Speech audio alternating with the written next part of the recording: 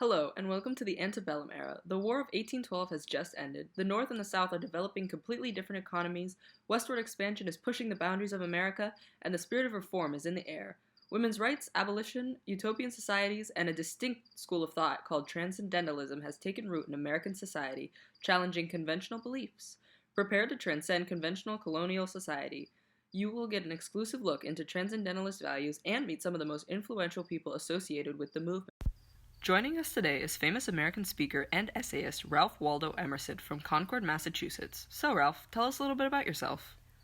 Well, I'm an abolitionist, American nationalist, and some call me the father of transcendentalism. Oh, that's very interesting. How did you acquire that title? Well, I wrote essays and lectures expressing how Americans should be individualistic and nationalistic in their spirit and thought. I urge them not to imitate European culture and to create a distinct American culture through literature and art. Wow, that is truly inspiring. Thank you for your time. Moving on, we'll now be talking with Henry David Thoreau, who is the author of Uncivil Disobedience as well as Walden. Now, Henry, what is it that you do? Well, personally, I'm a pioneer ecologist and conservationalist. Wow, that's intriguing. How has this affected your work? It's fascinating, really, because it led me to do a 2-year experiment to test my transcendentalist philosophy. By living in a log cabin in the woods, I observed nature to discover essential truths about life and the universe. This research was then put into my 18-essay series titled Walden, which was mainly about self-wisdom, nature, and social reform. Have you written any other books on your views? Yes, actually. My other essay on civil disobedience was written to establish me as a proponent of nonviolence protests. Well, that is quite the experiment. Thank you for sharing. Speaking of people with bold ideas and impacts, here with us today is Margaret Fuller, an American journalist and critic who is also a strong advocate for women's rights. Now tell me, Margaret, what are you all about? Well, as you noted, I'm a feminist. I challenge the idea that women are not suitable for public responsibility and address the hypocrisy of man. While some fight for the abolition of slavery, they continue to oppress women. What inspired you to write your book, Women in the 19th Century? Well, the piece was spawned by my embracement of transcendentalist principles and that every woman deserves psychological and social independence. Wow, what incredible insight. Thank you for speaking with us. Now we have Walt Whitman coming on, who's known as the poet of American democracy. Glad to have you here, Walt. Tell us a little about your work. Well, I created a series of poems titled Leaves of Growth, which is about unrestrained celebration of democracy as well as liberation of the individual. That's a lot to take in. Thank you for your time.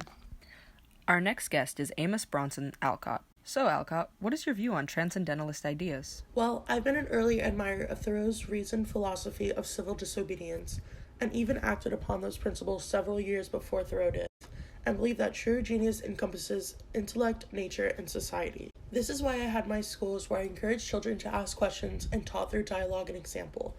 Though parents didn't necessarily understand the value of my methods, and thus my schools often failed. Luckily, I achieved recognition for my ideas on education and transcendentalism in the Midwest later on. It's good to hear that things worked out in the end. Thank you for joining us. Coming in next is the daughter of our last guest, Louisa May Alcott. So, Louisa, how has being the daughter of Amos Bronson Alcott affected you? Well, to be expected, my upbringing was definitely influenced by my dad's views, though there are some discrepancies. While his philosophy is more idealistic, mine is more realistic. Oh, where do your ideas stem from then? I'm actually more drawn to Ralph Waldo Emerson's theories and ideas. Emerson wrote The Law of Compensation, which is the idea that doing good works brings happiness and satisfaction into your own life. I believe that happiness comes from working hard in service to others and developing your personal spirituality. You have a fascinating origin story. Thank you for sharing your time and theories. Welcome to the show, George Ripley. How do your views compare to others, and where did they come from?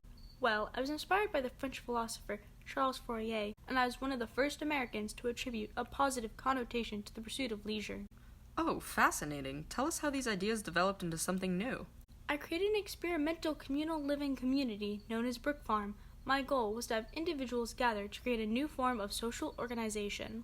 That sounds interesting. I'm sure we'll hear more about that later. Coming in now is our local studio researcher with some insight into the Brook Farm, an experiment by our previous guest, George Ripley. The Brook Farm was an interesting experiment with the goal of creating an ideal transcendentalist community. All residents would share equally in the labor so that all could share in the leisure. Yet the tensions between the ideal of individual freedom and the demands of a communal society took their tolls on Brook Farm, and the experiment inevitably failed. Well, that's unfortunate. Up next is Nathaniel Hawthorne. Glad to have you, Nathaniel. How do you view the Brook Farm experiment? I don't follow the typical transcendentalist views expressed by many. I wrote The Blithedale Romance, where I criticized Brook Farm. Oh, interesting take on it. Thank you for discussing it with us. This ends our look into transcendentalist ideas of the 19th century. Thank you for joining us, and we hope to see you next week when we tackle the top 10 Civil War deaths.